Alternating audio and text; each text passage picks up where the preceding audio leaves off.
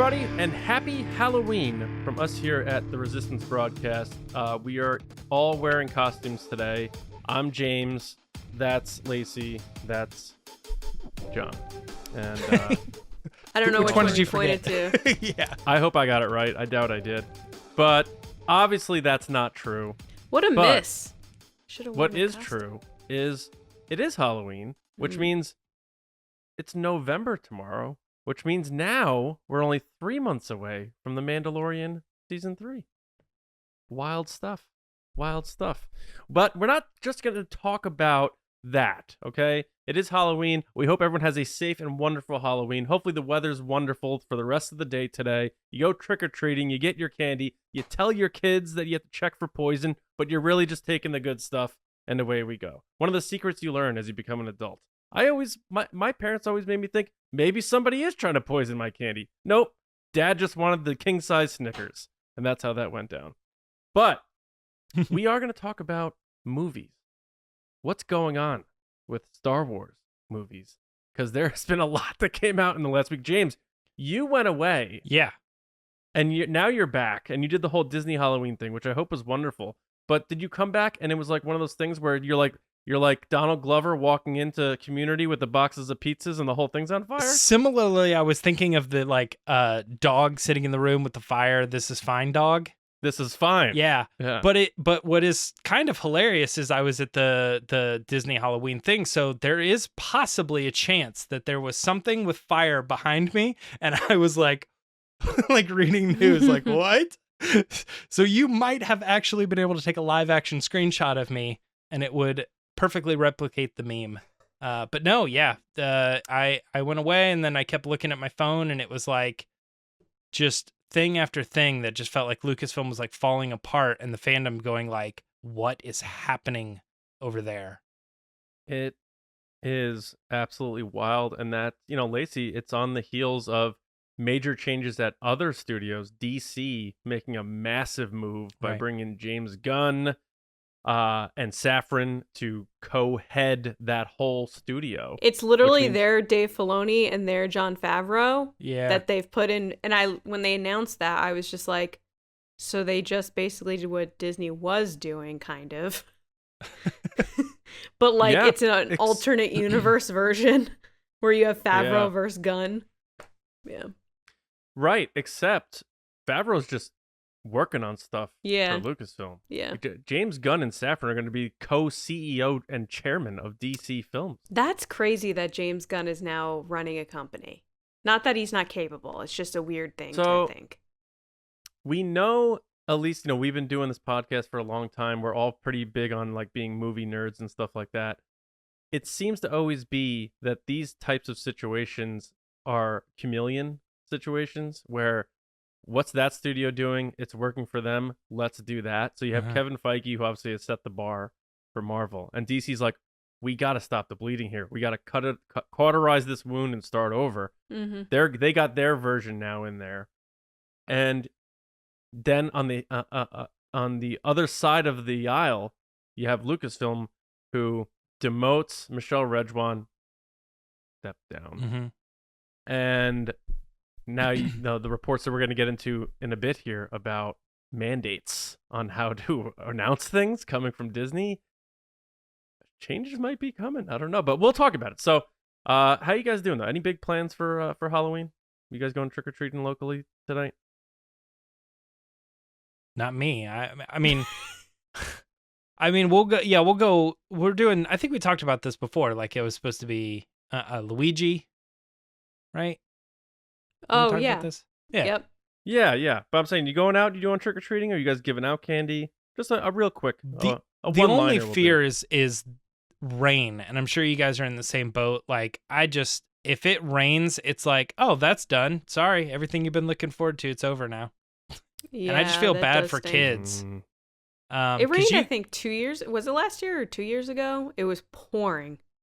We had very light rain to the point of it was just miserable, but it was still happening. You know what I mean?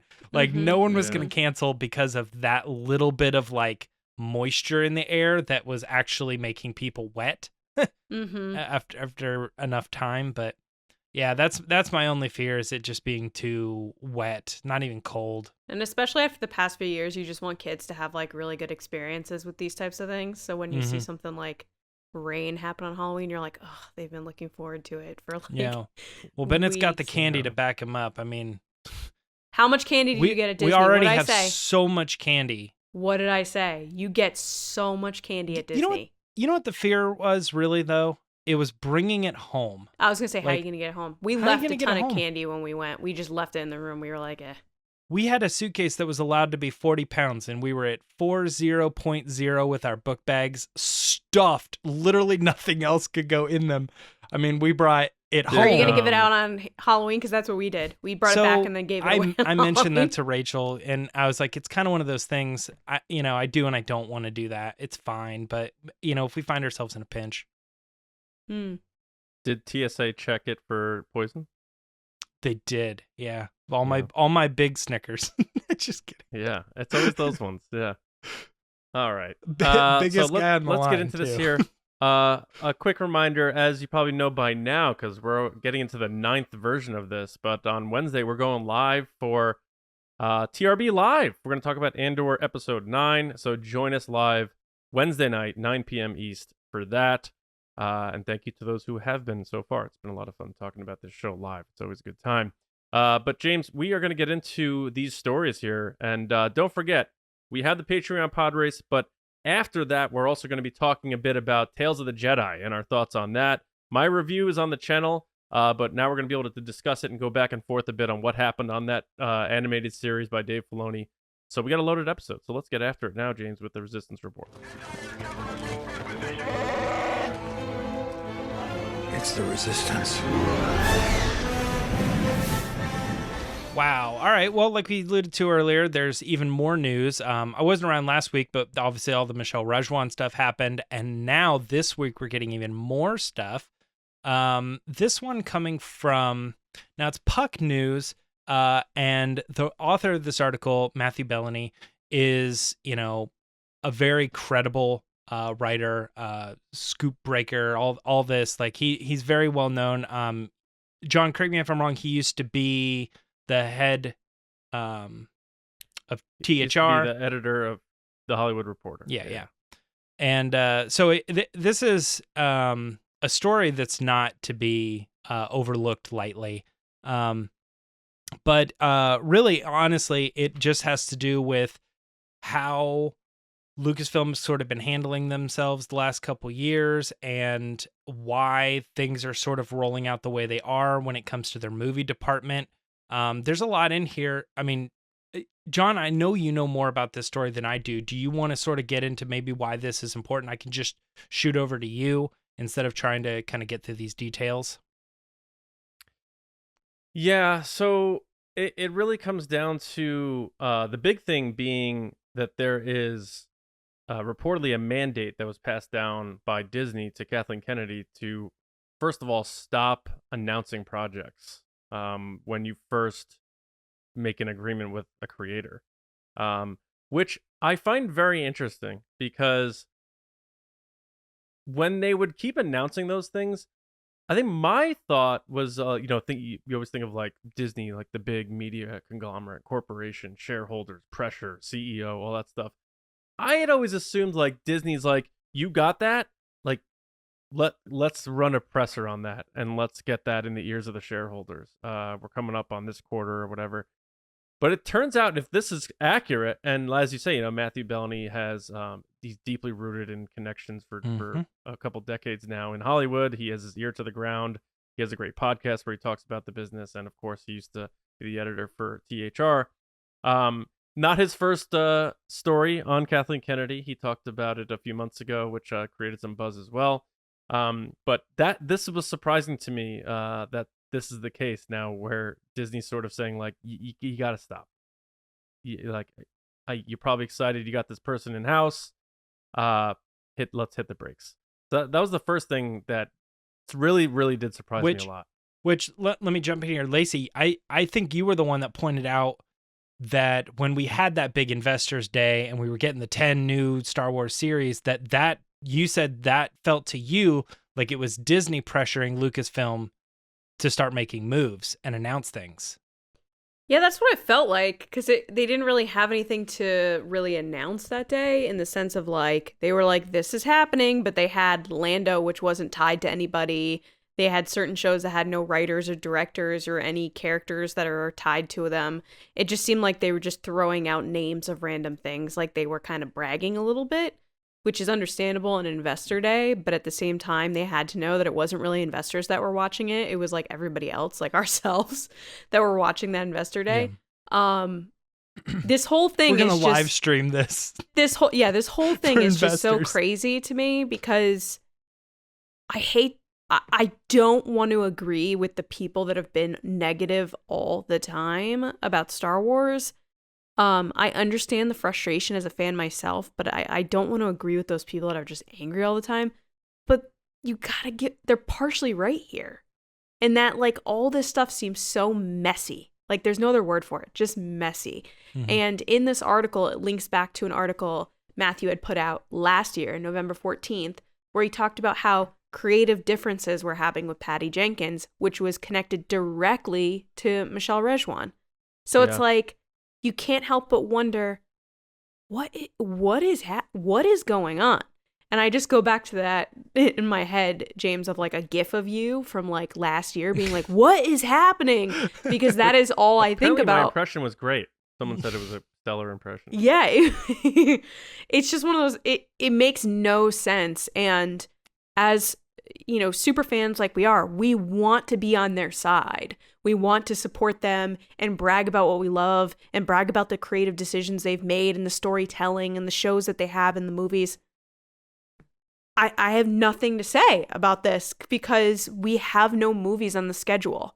We have nothing that's being talked about. And in this article, of course, is mentioned, you can't not, because it's at the same company, is Marvel. They're putting out show after show after movie, and not all of them are hits. Not every single one is an Avengers, but they're trying different things and they're letting people be creative, and sometimes they're hit or miss with fans, and that's just how it works. And it feels like as soon as Solo happened and The Last Jedi, it's like Lucasfilm is now scared, and they're so terrified of how things are going, and the only kind of failsafe they have right now is Mando, and how well that did, that now he's like creeping his way into like every other project because they're just banking on him. We're all about speculation, but it drives me nuts when we do have to sort of speculate on what so-and-so is thinking. Like, things like this shouldn't have to be going through my mind of like, is Kathleen Kennedy, was she thinking this would be her big legacy and she would leave, like, you know, with everybody applauding her and all this, and if she leaves now, it's like a bad look, so she's trying to fix it before she leaves or something? Like, because my personal pet peeve is when people can't admit that they're wrong or that they've made mistakes. Like, that's a huge pet peeve of mine in business and in like my career. Mm-hmm. And Bob Iger even admitted he messed up with Solo. Like, he was like, yes, I did that whole situation wrong. We're reevaluating what we've done. I messed up here.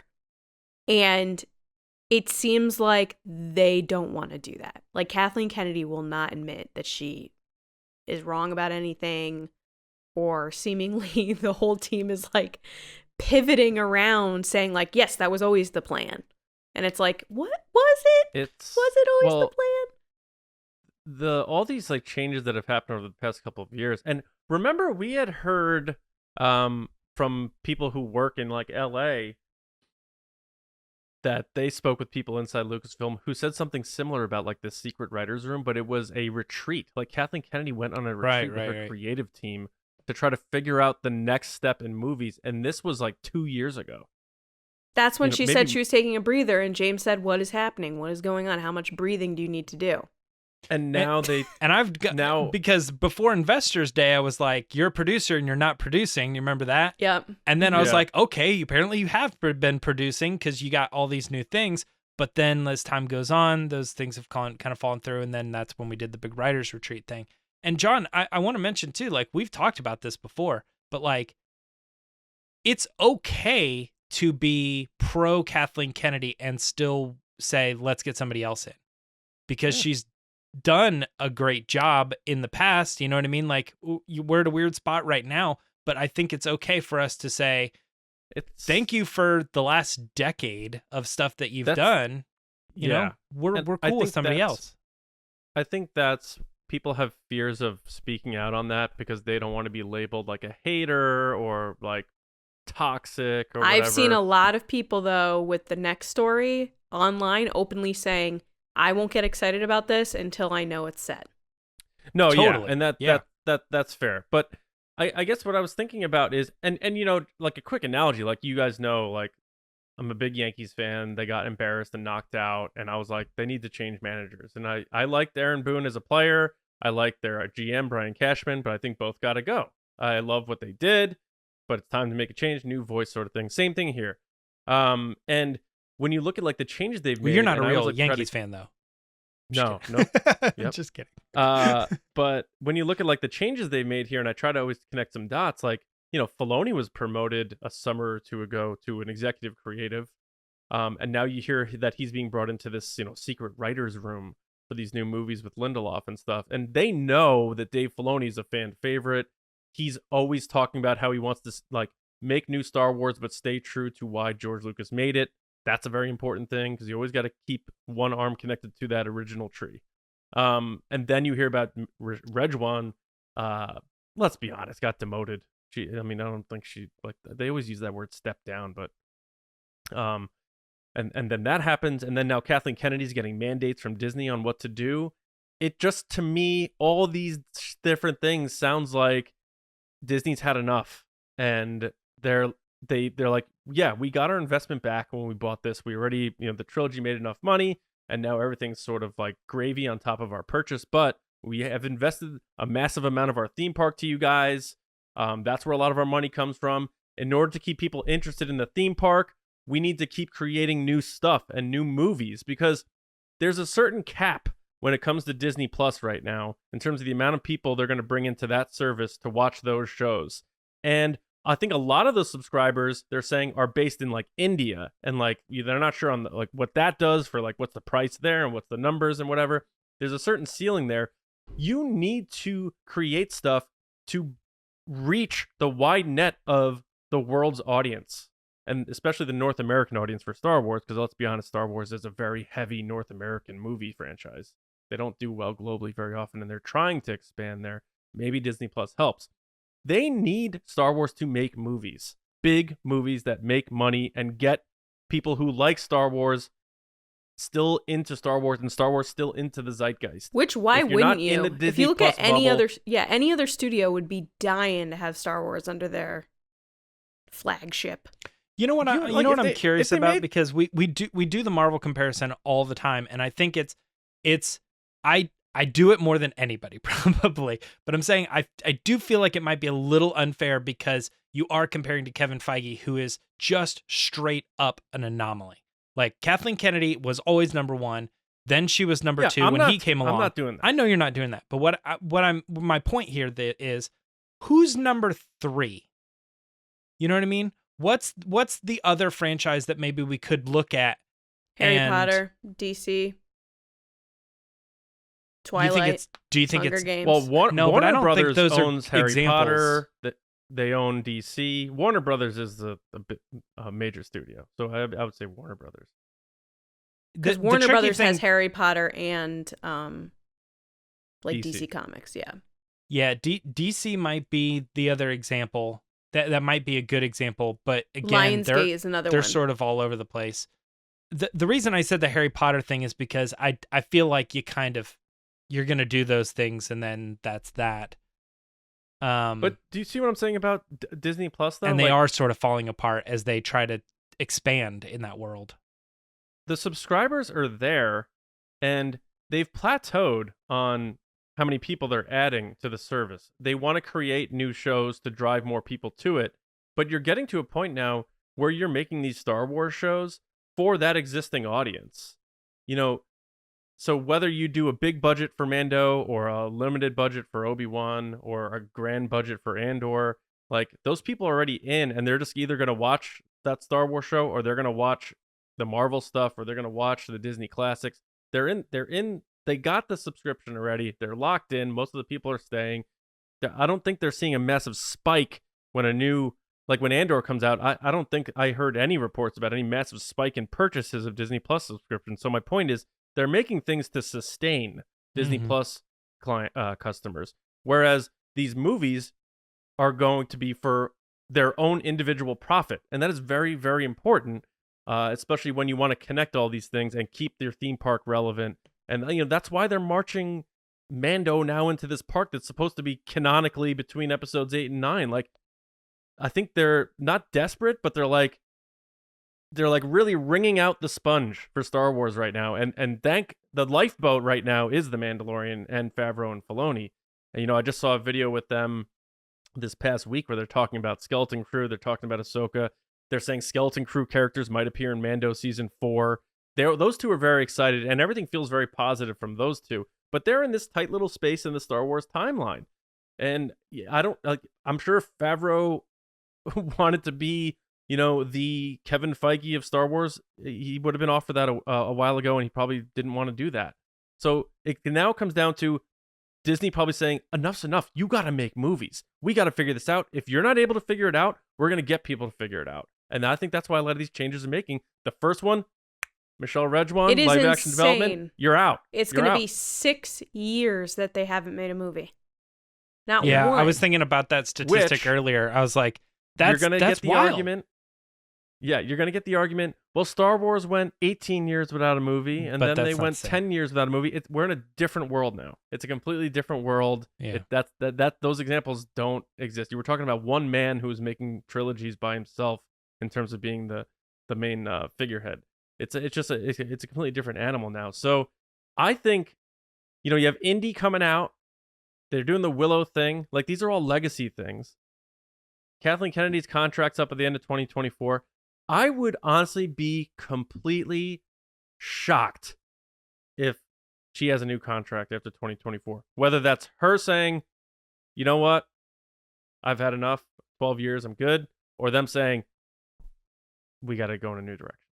So I'm not surprised with the way things are going, though, because Disney in general, I remember before COVID, or maybe it was right during COVID, there was some webinar where a bunch of higher ups at Disney were giving kind of a talk on media and the way media was going. And one of the big things they had pushed was nostalgia and like going back to things that our age groups loved. And that's why you're getting Hocus Pocus 2. That's why you're getting all these other things. And I think they're starting to realize like there's only so many times you can remake things. Yeah, or bring things back. Or try to be like, hey, remember that fuzzy feeling you got from this thing? We're gonna bring that back. Remember that thing you liked? We're gonna look. Went fast. We're gonna look back on. I don't want to say this era, but 2010 to 2020, and even bleeding into the next decade. We're gonna look back on it in the same way we look at Michael Eisner's reign of Disney, saying why was everything straight to VHS? Why were they doing so many sequels like The Little Mermaid 2, Cinderella 2, straight to VHS and all this? It's that felt like a really weird time. And it's could you not just figure out these other things? What was that? Was that strictly because the money was showcasing that's Are you talking about the live action movies? They're just live action Pinocchio. And you're like, we didn't really need it. That's sort of now. And now. I definitely think people are going to look back on this time and remember when Disney just was shelling out live action remake after live action remake? And it's it's just because the numbers dictate that every time we do it, it makes a ton of money. We're a little off topic from Lucasfilm because there's not really anything that Lucasfilm is doing currently that's every single time we do this, it makes a bunch of money, but nobody's happy with it, It's driving the conversation, though, of what is being produced, because I think too much is being lent to algorithms more than what people might actually want sometimes. And that's what you find on these streaming services where you're getting the floor is lava 4. And the thing is yes, people watch that, but what else is there to watch when you're let me just throw something on? You know what I mean? CoComelon is still the top 10 streaming show in Well, all we're- of streaming yeah. services. And it's because when you're a parent, you're like, I need 20 minutes. I'm going to throw on Cocomelon. And We're they get, definitely in a you know? weird time because I mean it's more than actual like real content. Like even all that stuff that we're talking about is like real content. And in a lot of places, like I mean, look at like TikTok or Instagram Reels or YouTube Shorts, like all this stuff. All the companies are going. We can't deny that if we give the tools to our creators and they make this stuff, people sit there for hours and absorb it. But Sure. nobody Yeah. wants it. It's like, Yeah. you know, it's like one of those things like, if you give me $100,000, I will make a show about the floor is lava, and then you guys will make $500,000. Everybody The problem wins, is right? And it's like, with- well, then we just get a bunch of the floor is lava. Mhm. With like Andor, which had to have been the highest budget Star Wars Disney Plus It's series beautiful. so far. That show is beautiful. It's made really well, but not as many people are watching it because kids aren't watching it like Sure. they would other Star Wars stuff. Some adults are not watching it because it doesn't feel like Star Wars to them. And what the ceiling of what Andor could do right now for them is maintain subscribers. I don't think Andor is pushing the needle to get people to buy new subscriptions of Disney Andor Plus. is not an So the escape question- for people. That's the problem. But from the business perspective, the question is then, what is it just to keep Star Wars relevant and existing? Is it just like we're creating our Star Wars content now and all they're doing right now is Disney Plus stuff, but it can't be driving revenue. So I feel like it's just like sustaining revenue. So that's why the movies are so important. I think that's why they're like, Marvel's got to figure it out. Our other divisions got to figure it out. Disney Animation's doing fine. Pixar, what have you. Like Star Wars, you got to start pulling your weight because we can only live on the sequel trilogy making that money back for so long. We need Star Wars to make big movies in order for us to like Disney to want to like invest in you in the parks and expand those. And like, I almost forgot about the Galactic Star Cruiser, to be honest with you. I don't even know what's going on. Oh with my that. But gosh. That it's so- thing. I wonder how empty that thing is. So I guess to James, maybe to get to the next story about like maybe what the next Star Wars movie is. Yeah. I mean, yeah, let's just let's just talk about it, right? We all know about the Damon Lindelof thing. He's been kind of around the area. We even did a whole story on like he's been seen on the lot kind of thing, right? The stories just continue to Dude, Jeff Snyder like had that a Yeah. long time ago. Credit to that guy. but it just keeps getting involved that he is or it just keeps coming out that he's involved. Now we have a new person that is being eyed to be like the person who's directing this. And on top of that too, it's that new reports are coming out that when they're talking about this writer's room and these whatever this project is that it's intentionally supposed to be set after the Rise of Skywalker.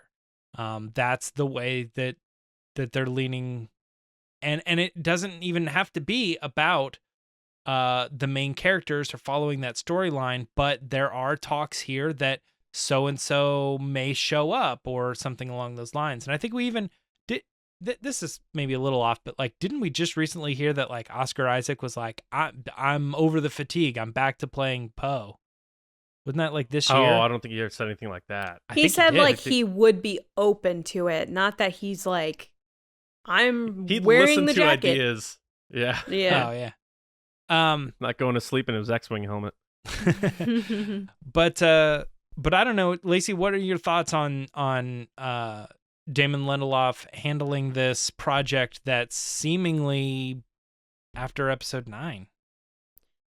So I am going to be honest. When we initially had that conversation about Damon Lindelof, we had talked about how he did Lost and Watchmen and The Leftovers. And I haven't seen Watchmen, I haven't seen The Leftovers, but I've only heard amazing things about those. I've seen bits and pieces of Lost, but again, just on his like repertoire of what people like, I know that he's capable of really cool stuff. I was just excited to see movie in a headline. As a Star Wars fan, the idea that like there was like, hey, a movie's in the works, you're like, oh, word? Please tell me more. Which, from my understanding, is that, the person tapped to be the director is the person that did Miss Marvel. I haven't watched Miss Marvel, but the stuff I've seen from that show has looked really cool. They have that awesome shot where she's flipping over the couch. Very cool. So this is what I was commenting on earlier in this episode, actually, was that, I saw ranging from all different types of creators and fans online is like people are just at this point where you're like, is this happening? I want to get excited. And I want to be the person that's like, yes, can't wait for this. Where's our official announcement? Like, why is this coming from all these side stories? Were just told to or stop announcing things. Right. And that's the thing is like they were told not to announce stuff, but then this comes out and then people are stepping down and we're not getting official news from Lucasfilm at all at any point. It's just, it feels bleak as a Star Wars fan, but at the same time, it's like this glimmer of Star Wars hope that we all love so much of, hey, we could get a really cool movie. And personally, I am super excited that they hinted that there could be sequel trilogy characters involved because I feel like we were just getting started with those characters. That series is great. There's a lot of things I absolutely adore about the sequel trilogy. I love The Force Awakens. We've all been through this. I feel like that story was one that needed to be told to kind of put a bow on what we had known before that time period. But I think it sets it up to really take it to a cool place after the fact, and we just were getting started. And we know that Daisy Ridley would love to be back. I'm sure John and Oscar would come back. We know Jonas Suotamo would come back. So why don't we give them, give him his furry suit back? Let's go. I just really, really want them to do whatever this movie is. And I really hope we get some type of announcement so that I can I miss being excited about Star Wars. And it's not that I'm not excited for Andor. It's just everybody has their preferences on what their favorite things are. And I love the sequel trilogy. I love going to the movies. I love being in that experience for Star Wars. And I miss it. I miss the lead up to a Star Wars movie. And the fact that we're not getting one over the span of 6 years is crazy. The only thing that's kind of like also adding a little bit more weight to this story is that they're claiming that Dave Filoni was in the writer's room for this. And to me, even the mention of his name in some way is like, oh, there is some realness to what is being said here. Because I don't think people just throw around Dave Filoni just to say, oh yeah, and Dave Filoni. He's not someone that they just toss in because he is so trusted amongst fans and kind of creatively in the Star Wars galaxy.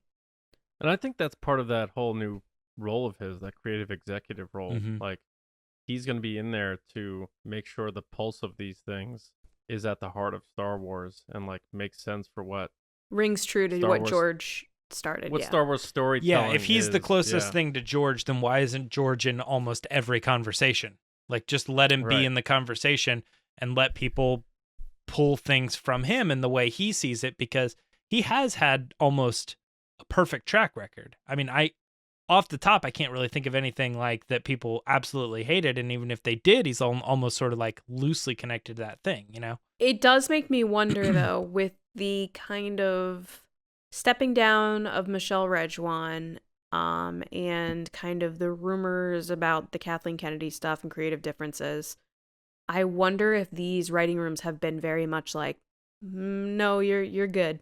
You don't need to come to these. And then they're having Dave Filoni there, but like no one else from who we would expect is in that room. You guys remember the story group?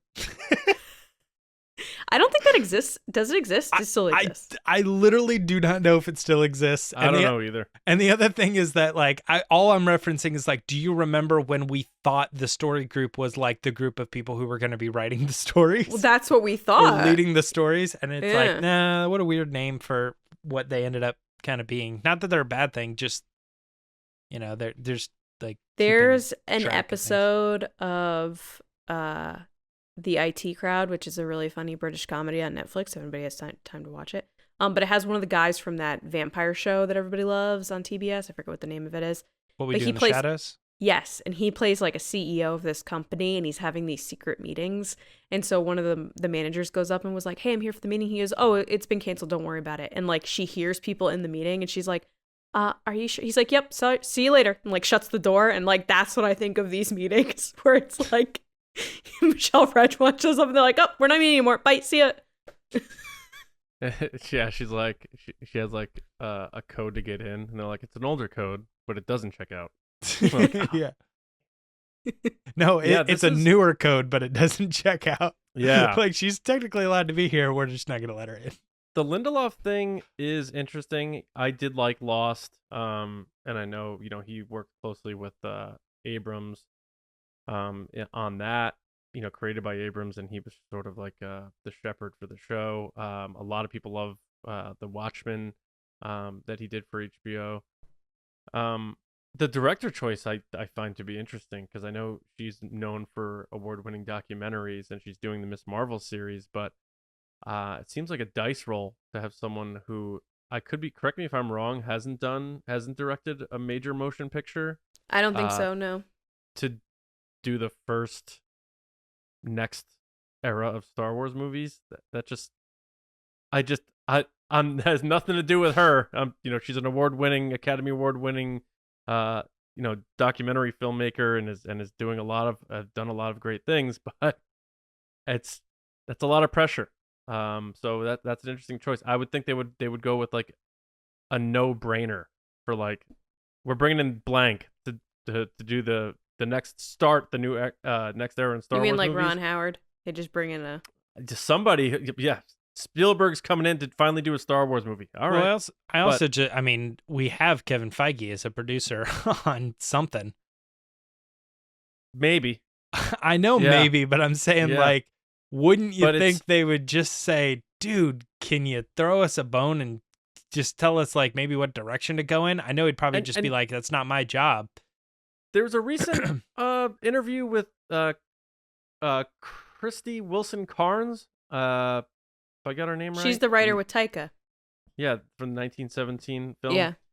Where she's like, basically said she can't really talk about it. And now Taika's doing all this other stuff. Like, I think my thoughts on that Taika thing might be right, because they're just like skipping over him. Ryan Johnson just said scheduling again. He goes, "Yeah, I've been trying to talk to Kathy Kennedy, and she just, scheduling." And And everyone's he like, announced today that he made a new show that's coming out on Peacock. This guy just keeps making stuff. So I just feel like he keeps calling and he's just put on hold. And in the time that he's been put on hold, he just does other things. Or he's just playing good Boy Scout and not like throwing people under the bus. He's like, yeah, I'd love to come back. Sure. But the Lindelof thing, they're all these reports making it sound like he's the next film. So that's going to be the 2025 film. So I don't know what that means for the Taika movie. I hope we get some clarity on that. So is It's the just like Patty you- Jenkins thing just done then? Is that done? Yeah, that's over. That's I don't. That's the vibe that I have from it, is that we all have as fans have said, dang, that's a bummer that didn't happen, but oh well. And like nobody's going to question it anymore, because I think that when the headline came that it had been removed from the calendar, that's not any proof, but it's the same sort of proof that we needed when it said like now I can think of the Rangers of the New Republic is not currently in production or something. In development. In development. Doesn't mean that it's canceled. It just is like kind of a nail in a coffin of like, oh man, that probably means that that's not happening. And then you don't ever hear anything ever again. So I think that. Top Gun killed Rogue Squadron. I think Rogue Squadron killed Rogue Squadron. I know, but I Okay. think Top Gun played a role in that. That movie was so good that they were like, how do we... yeah, But how do you do that big I announcement? mean, we're hearing the stuff that it has to do with Michelle Rejwan too, and like I don't know if creative differences. yeah, I'm just That curious is because a like Comic-Con scheduling issues For sure. excuse.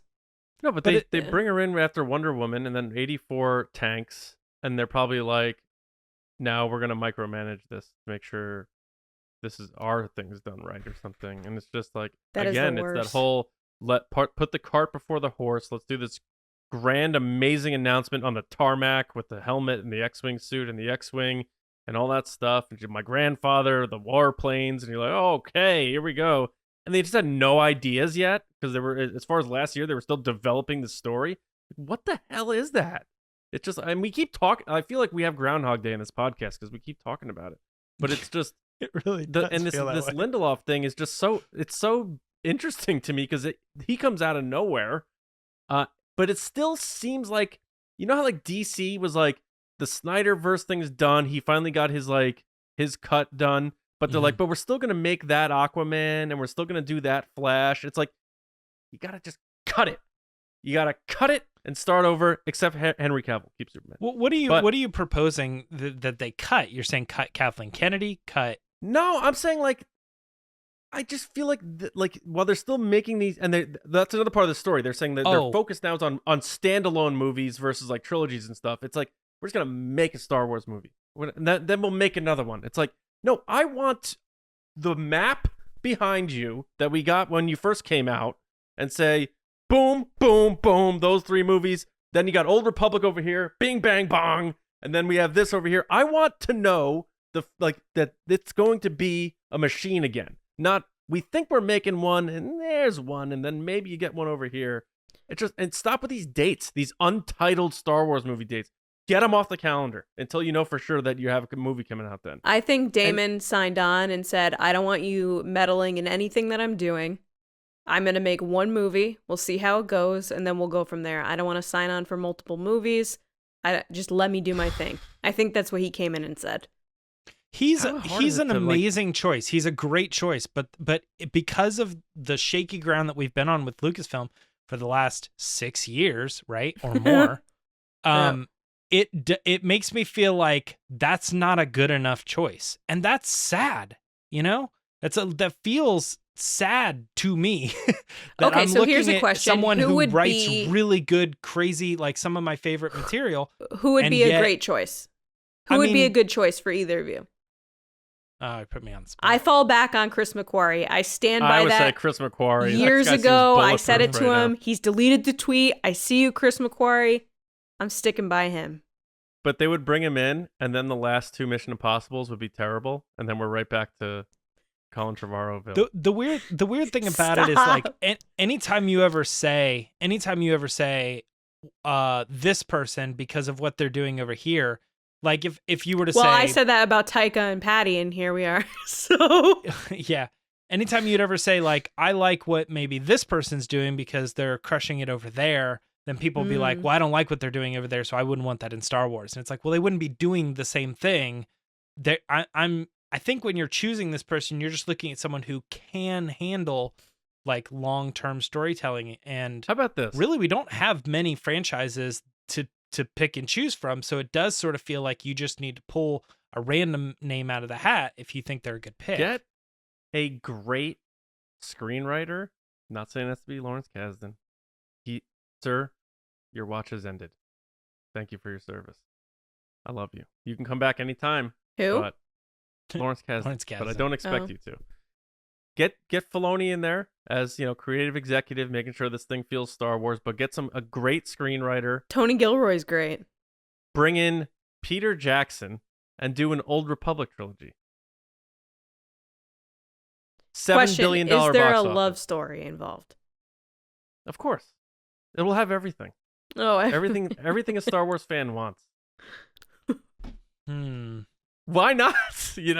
Like everyone loves Lord of the Rings. Everyone loves Peter Jackson. He just did the Beatles thing, Get Back, that everybody loved. He's only 60 years old. I'm going to do exactly what I said other people do, where I look at Peter Jackson and I go, he adapted Lord of the Rings really well, but then as soon as he had to go over to Hobbit and sort of fill in the gaps and kind of write his own stories and stuff. No, just have him direct it. What? Have him direct it. He said Lawrence Kasdan would write it. Oh, get the good writer. If not Lawrence Kasdan, another great screenwriter who can understand Star Wars. We don't need the name yet, but have Filoni involved too, like how Filoni's helping Favreau.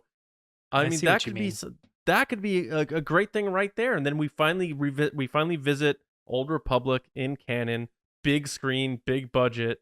And now we're doing like speculating and dreaming and stuff like that. But I think the point is like we just And it's coming from a good place because we just want Star Wars to make movies again, but we want them to feel fresh and feel exciting. Like, I think that's why there may need to be a new regime put in place. Because look how fans reacted online to the James Gunn thing. Like, yeah, there were some people like, oh man, wanted Snyder and stuff. Yeah, but most people were like, this is a win. This is a massive win for DC. DC's been bleeding out for years. Look what he did with Guardians of the Galaxy. They can't look at that and say he's not capable of doing what he needs to do. I know. And even James the Suicide Squad he did was very good. Yeah. Well, okay. James Gunn is odd too, because he was moving his way up the ranks with Marvel. Then that whole thing, he got fired. He went over to DC and he's like, now I'm waving the DC flag. They worked it out. He's going back to Marvel, but now he's like getting promoted at DC. So it's like he's playing both sides. It's interesting. Promoted. He's the CEO now. He's the king. I know, but I'm saying like, he's what a few years for James Gunn. Yeah, that's canceled for on sure. Twitter, and now he owns DC. Yeah, literally, you're never gonna make movies in Hollywood again. He owns DC and still makes movies for the company his Twitter that fired account. him. He's like, not taking any chances. Same day, if I'm not mistaken, same day that news got announced, they dropped the Guardians Christmas special. They did. That is an SEO move if I've ever seen one. Yeah. But the crazy thing, you said Suicide Squad was good. It was good, but it wasn't a movie that I was like, that guy needs to be your CEO. You know what I mean? Guardians was though. Not the second one. Guardians potentially. But like the Guardians world and what he created, he obviously, in one movie, he sort of like opened that world up, and it's like, oh, so that's how Marvel is going to do cosmic from now on, and it's going to work. Mm-hmm. So it's like, yes, he did do that in the Guardians world, but it's interesting that DC is like, dude, we'd love to have you. Yeah, come over here, remake Suicide Squad. We don't like that movie anyway. Remake it. And then like he makes it and it's like, it's fine. It obviously didn't make that much money because it was the whole pandemic thing and it went to he like did HBO. Peacekeeper, right? With John Cena? He did. Yes, he also did do Peacekeeper. That's true. And Peacekeeper's great, by the way. I love people watching love that. It. Yeah, I could not get the theme song out of my head. I was actually legitimately not looking forward to it when I started it. I was like, all right, should I watch this show? All right, people like it. I watch it. Couldn't wait to start the next episode every single time. That's good show. What you just explained, I feel, is the problem that Disney's having with Star Wars is they hit it with Mandalorian, with Baby Yoda and Grogu, and Mandalorian too. That feeling of everyone's talking about it. I need to watch this. And you know what? Everyone was right. It's amazing. They haven't had that since Mando. Yeah, I mean, that's fair. I haven't had anybody come up to me that doesn't like Star Wars that said, like, man, I've heard amazing things about Star Wars. I got to check that out. I have not heard that since Mando. And people will say, oh, it's just because of Baby Yoda, but it's not. Because if that show was terrible, he would just become like something they put in skits on SNL. Like he's everywhere. He's like iconic now because the show is good. If the show's not good, he's nothing. You know, it's like you know, Mac and Me versus like Gizmo and the Gremlins. Like Gremlins was good, so and Gizmo carries on, but Mac and Me stunk, and people like forget about Mac. Although Paul Rudd makes it still be a thing. Totally relevant. Yeah, true. You know, here's the weird thing. My last point on this. What if Mando wasn't good? Then we'd be having a different conversation. I know, but my thing is like, so there's always season 3. What if season 3 is just like, man, this one's not really holding that. I'm just saying, what if? I think it will. You'd be like, Mando, that I think it's gonna series. be the best season yet. What? I think it's gonna be the best season yet. It could be. It could very well be. But my fear is just like, if they don't have, like, Lacey, I think you even said it at the beginning, like, Mando seems to almost be something that's holding everything together. Like, no matter how bad it gets, well, at least we all got Mando. And it's like, if that wasn't, if that wasn't the case, where would we be with Disney Plus TV streaming and movies? And now that it is the case, and people aren't really feeling all the other content that's coming out, it's like everybody's okay with it. But John, your point is right. It's sustainability.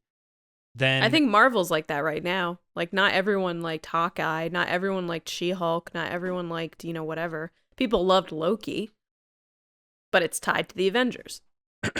yeah, not everybody's loving it, but I don't think people are.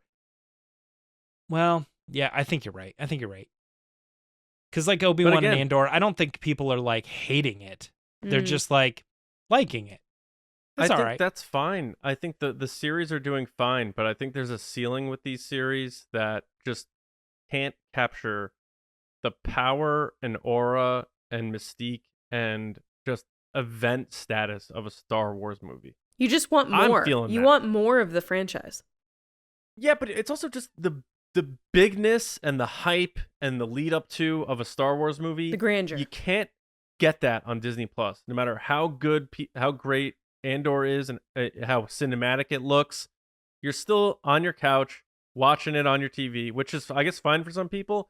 But there's just something about the lead up to a new Star Wars movie in theaters that is unmatchable for anything else they could do. And I think Disney values like intangible stuff like that, like a feeling, an aura, and like that's why they pump the same certain sounds and colors and scents into their theme parks and stuff. That's like embedded into the DNA of Disney and the theme parks and all that stuff, and that's where they make most of their money. So it's really important for Star Wars to be big in that way, and that's just like that missing ingredient right now. And I feel like the hunger right now for Star Wars movie is bigger than ever. And the more we keep like having doubts about what's coming and what's not, makes fans even hungrier. And this mandate, I guess my last point on this whole thing, that this whole mandate that is being reported that don't stop announcing things, that just means we're going to be getting more and more of our information from the Hollywood Reporters and all these other Variety and those. We haven't been getting much trades, information, so that was kind of surprising, by the way. They were like, stop announcing things. I think that's where it's going to come now. We're not getting anything anyway. And you're going to have your fans who say like, well, until I hear it from Lucasfilm, I don't believe it. Totally. That's fine. Then don't. It's okay. And it almost worries me too, because remember when there was all this hype leading up to there's going to be another Star Wars movie. And I mean, Phantom Menace as well, but also my point here is The Force Awakens. There's all this hype. And that movie thankfully delivered on the hype. And everybody was like, yes, oh man, I can't believe Star Wars is back. Yay. It's almost like they're setting themselves for another big setup. And I hope that movie's good, because if it's not, then that's like we waited 7 or 8 years for another Star Wars movie, and that's danger the one you gave standalone. us? That's the danger of that standalone, because if the one movie comes out and it's not great, and you don't know that there's episode 2 coming or whatever, it's just kind of like, all right, well, what's next? Because now if that's a standalone, and you said, and well, they're reporting that it would be a story that's complete, but if successful, could have follow-ups. If it's not great, then it's like, oh, well, what's your next idea? It's like the king sitting on the throne and the jester comes in and he's like, that wasn't funny, try something else. John, what you just described is how the average person would guess you'd run a company. Like, I don't know, make a movie, hope it's good, let it be its own movie, but then like maybe leave it open for sequels. Like, well, it's versus just the stupidest everything person. else Star Wars has ever done, which is we have a trilogy coming and it's episodes blank, blank, blank. Yes, I don't know. I think I had a thought this weekend and it was fleeting, like, Luke Skywalker's, but it was like, I don't know, man. Star Wars might be doomed. I really did think that. Oh, I did. I had the thought. I was like, they don't know what they're doing. Like, not my James Baney. I know. Exactly. Is that the new hashtag? No, Star Wars will be fine. It's just I think they need a clean slate. That's all. Just don't say breather. We already went through 2 years of that. Yeah. More coming. Well, I guess that's where we can leave off this week as far as Resistance Report goes. Is a crazy discussion. We'll let another week go by before we revisit what else is going to happen in the Lucasfilm world. But until we do have some other stuff that we wanted to talk about. Lacey, can I send it over to you? All right, guys, it's time for the Patreon pod race.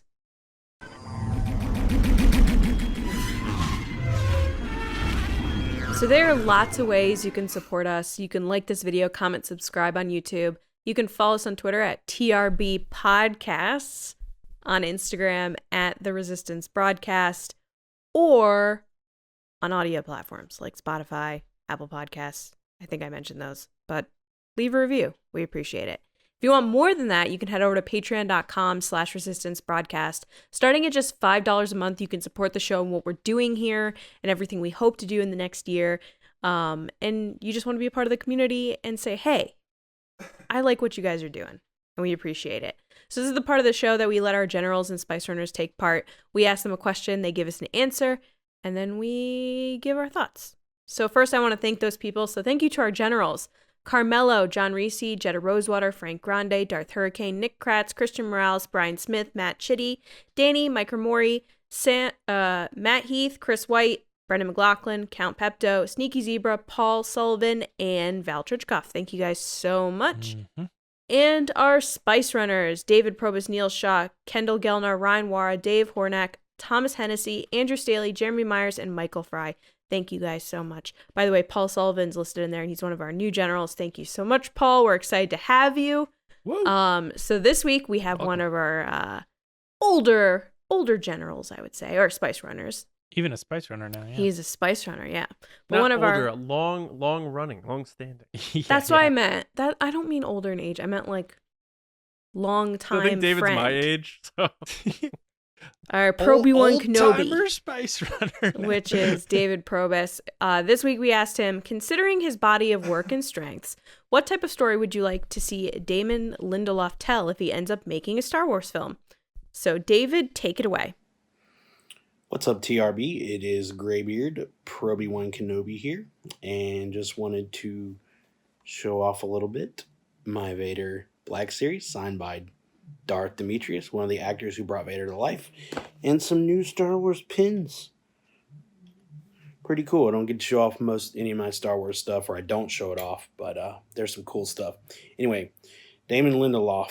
Wasn't real familiar with him, but after seeing his discography or his filmography, his work, cautiously optimistic about his potential upcoming Star Wars project.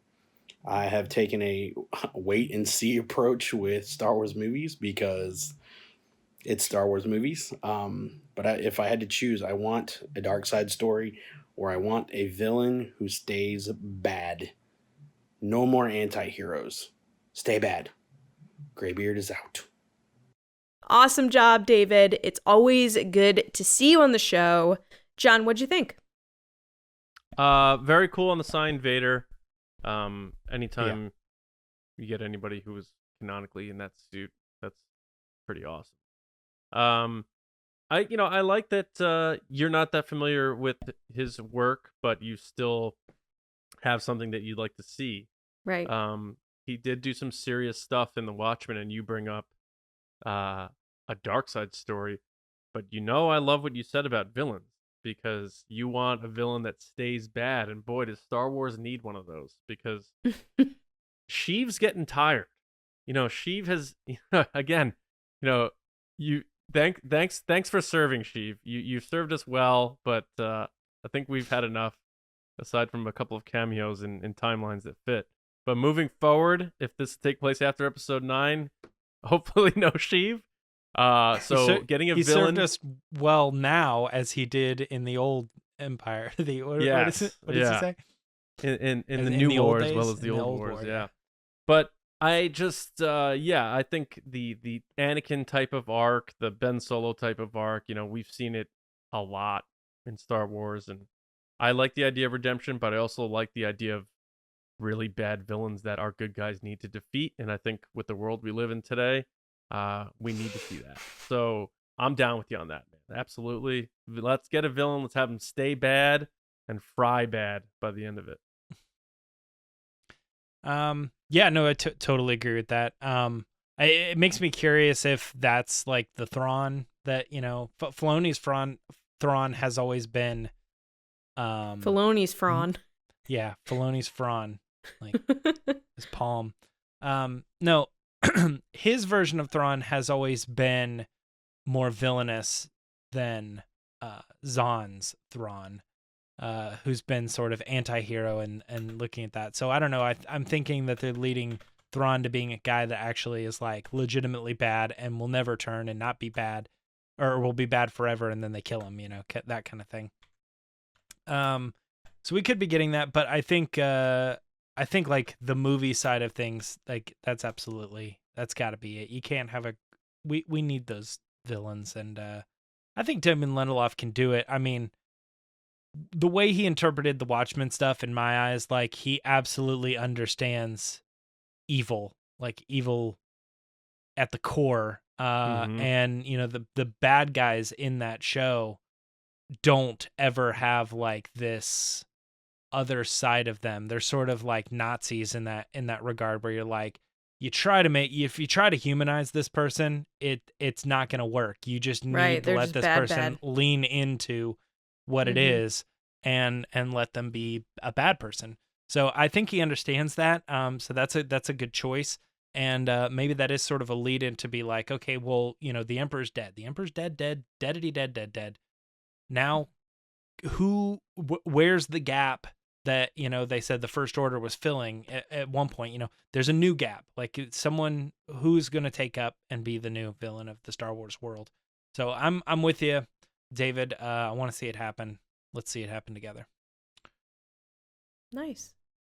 David, thank you so much. Great answer. I really hope we get some good bad guys in whatever new projects come out, especially if it's a new movie, which we discussed. Yes. Now we're going to head back to John. Okay, so we're not done yet. We'll spend more time on this later, but we just wanted to briefly give all of our thoughts on Tales of the Jedi, talk about it a bit. 6 episodes. I don't know if you had a chance to watch. My review of it was exclusive on the channel, so check that out. It's about 10 minutes long. I start with a non-spoiler review to get you a vibe of what it's all about, and then also I just give you my full spoiler take. But I wanted to talk about it with you guys. Are we talking spoilers here? Yeah. Okay. So if you haven't seen it, maybe now's the time to cut out. It was nice having you here. Bye. Yeah, you can find us on all social media platforms. Have my trunk. Well, we don't want them all to leave. But so yeah, Tales of the Jedi. James, your initial thoughts. Did you have a standout episode, standout moments? Any episodes not work for you? And what'd you feel about the overall format, length of episodes, and animation, that sort of stuff, writing, and all that? Oh, loaded question. That's all over the place. Yeah, I think you're right that the Sith Lord is probably the best episode. It's the one that I think is going to, it sort of like changes your view of a lot of different things in Star Wars. I do think that every episode was well, I'll say this.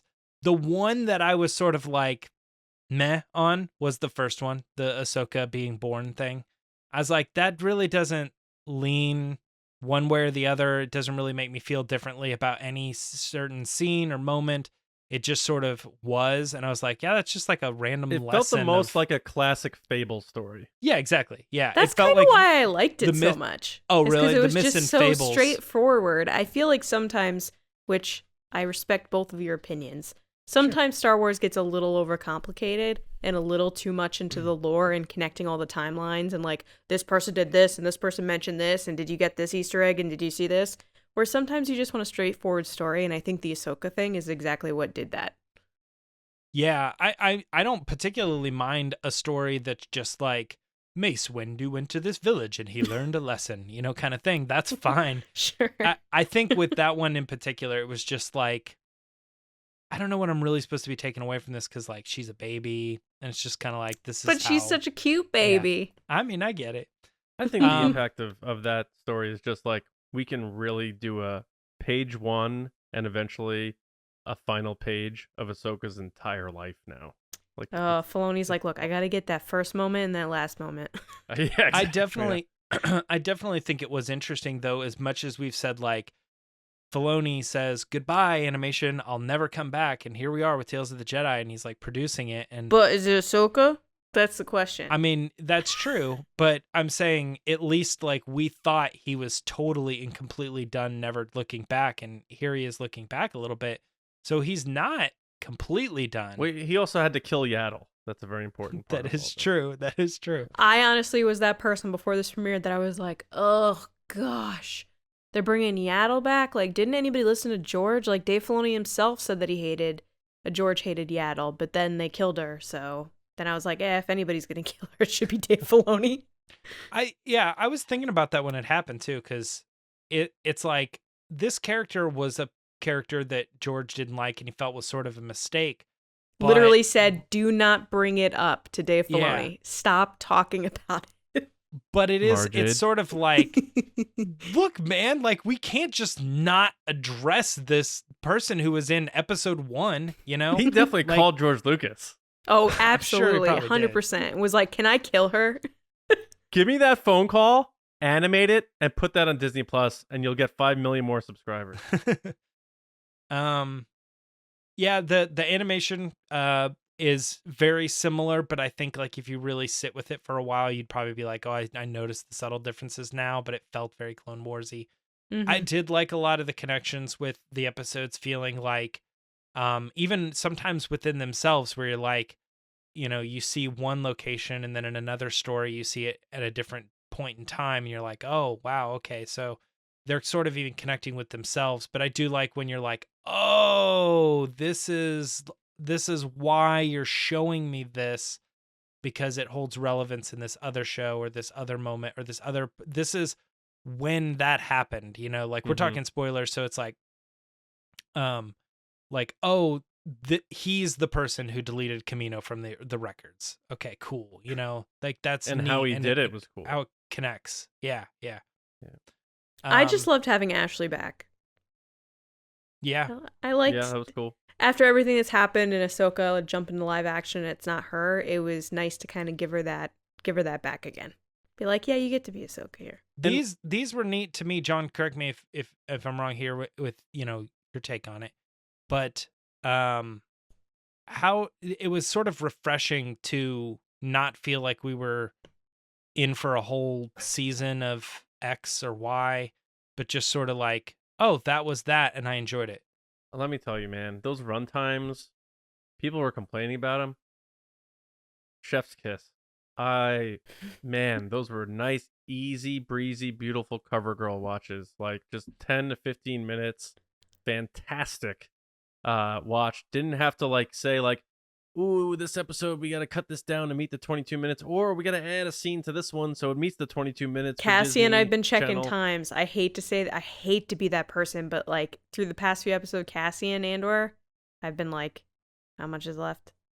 Yeah, and those are always tricky too because it's like 17 minutes of credits, so you really never know how long the episodes really Yeah, are. when they're gonna actually end. Yeah, it's like everyone gets their own moment on the screen on the credits. But this like 10 to 15 3-hour minutes I thought was great.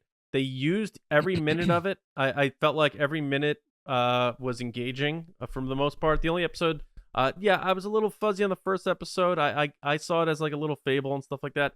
The fifth episode and stuff where Ahsoka's just getting stunned constantly and they're testing her mettle and her abilities and stuff like that. I felt like that was redundant, and we've seen Ahsoka go through trials and stuff like that. I didn't love that episode very much, and I'm also not a big fan of the clone troopers, so that's on me. You know, that they're not really my thing. I'm definitely cloned out. Millions in that regard. of voices just cried out. Terror. Yeah, but the Dooku thing, logging in, so to speak, as Sifo Dyas and having his access so that it looks like Sifo Dyas deleted it and it was really Dooku. That is doing such it a crazy implication tricking within the Joe story. Costa knew. And then also the last episode seeing Ahsoka at Padme's funeral. Right. And Bail Organa being the one that recognizes her and tracks her down. I thought that was really cool because, you know, I said it in my review, so I don't want to, you know, rehash what I'm saying here. I want your thoughts on that, James, because to me it feels like Filoni's doing everything he can to honor George Lucas because they both created Ahsoka together. He obviously cares about Ahsoka because it's his legacy really is Ahsoka. Like in 100 years when people look back, Dave Filoni's legacy is going to be that, you know, that character Ahsoka. as number one, maybe. I mean, it's But basically also- his Luke Skywalker, you know? He's Mhm. and he's helping explain further why Ahsoka wasn't there for the original trilogy. Like, this stuff really Tying up loose messed her ends, up. yeah. Seeing what happened to Padme, seeing what happened to Anakin, and then obviously her duel with Vader, and they keep peppering us with those things to explain why she wasn't around during the Galactic Civil War. I don't know, James, what were your thoughts on those episodes? Obviously, you liked number 4, but the last one, number 6, I felt like was the heaviest one. Especially Kevin Kiner's music. Lord, was it good, and it The made me music was realize so good. how important classical scores are to Star Wars, and I'm missing that in a lot of these new series. We gotta So- have Kevin back sometime. The music Yeah. is very good. Yeah, that guy's cool. I kept watching that 6th episode thinking, how does this tie in with the Ahsoka novel? And that was the big thing for me. Is I was like, I can't figure out if this is supposed to be a retelling or this also happened, or is this what Dave Filoni's way of either doubling down or sort of like apologizing for what happened in Clone Wars season 7, where he sort of like rewrote that novel and changed things about it, and then he had to even like publicly say like, well, you know, there's stories and we changed things for this reason or this reason and stuff. It's like, so then now I'm watching this and I'm like, this seems like it's from that, but I can't quite piece it together because it seems just different enough that I'm like, is this a retelling? And I haven't had the time to put it through. I didn't But- read the Ahsoka novel. I know someone who was involved with the series, I forget their name, said they were reading the Ahsoka novel as they were working on this. Yeah.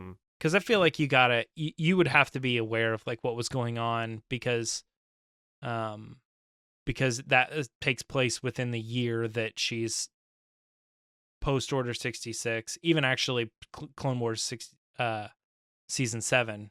That's when Yeah. that sort of all takes place, and then the Yeah. year in between. But yeah, I don't know. I liked that episode with the guns. Not so much as a story within itself, but because of the way they were telling it, in the sense of like again, and that was sort of the point, is that she got yeah. it drilled in so much that Anakin essentially saved her life when the time came that she needed it, because it's not even subtle. They're like, they show you at the end, like, remember Clone Yeah. Wars season 7? Yeah, this is, and we got that from the trailer. I remember us kind of talking about how like the move she does, but then it's here in the show, but it's like, man, they were really heavy handed on that. So it's like, if we're taking just a moment out of someone's life to kind of show you, to make it a little bit bigger, I feel like every episode did that pretty well. Yeah, that's cool. Yeah, and we'll talk more about Tales of the Jedi. I have a feeling we haven't seen the last of this series. I think we'll get more stories with different Jedi, should be exciting.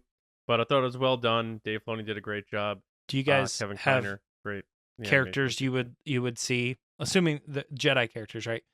So who would you do a Tales of the Jedi 3-episode Plo story Koon. with? Who? Plo Koon. Plo Koon? I don't really know. I kind of want Luke Skywalker or Obi-Wan Kenobi, but we've already gotten their stories. I just Yeah. feel like there's a big gap in Luke's story still, from obviously Return of the Jedi to, Yeah. Last Jedi. That is a good sequel point. I'm trilogy. sitting here thinking only Clone Wars, and you bring up a good point, Lacey, is that like, if it's Tales of the Jedi and they want to spread out a little bit, man, give me Rey, Right. give me Leia or something, like something really Yeah. wild. It's just Plo Koon was, fired from The Mandalorian season 2, and I feel like he needs his due. So I saw that all art right. today on social media. Someone had posted the art that was it's basically Luke, but it's Plo Koon because that's what it was in the script. Yeah. Plo Koon, we thank you for your service and being a decoy for Luke Skywalker. Wasn't that Mandalorian. that was Filoni's decoy? Yeah. Funny. All right. So thank you to everybody for listening and watching. And for our listeners who